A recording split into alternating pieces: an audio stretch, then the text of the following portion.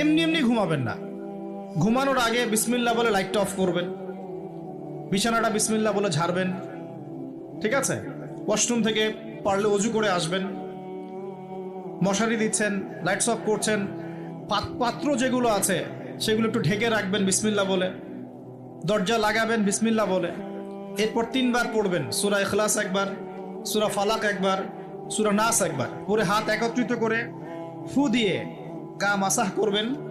এই কাজটা 3 বার করবেন। একবার আয়াতুল কুরসি পড়বেন, সূরা বাকারার 255 নম্বর আয়াত, আল্লাহু লা ইলাহা ইল্লা হুয়াল হাইয়ুল কাইয়ুম, এটা শেষ পর্যন্ত। এরপর সূরা বাকারার শেষের 3টা আয়াত পড়বেন, লিল্লাহি মা ফিস সামাওয়াতি, এখান থেকে ফানসুরনা আলাল কওমিল কাফিরিন পর্যন্ত।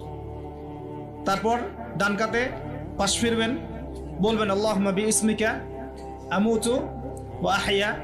হাত নিবেন, হাতে গুনতে থাকবেন সুবহানাল্লাহ সুবহানাল্লাহ সুবহানাল্লাহ 33 বার, আলহামদুলিল্লাহ আলহামদুলিল্লাহ আলহামদুলিল্লাহ 33 বার, আল্লাহু আকবার আল্লাহু আকবার আল্লাহু আকবার 34 বার। ঘুমিয়ে যাবেন।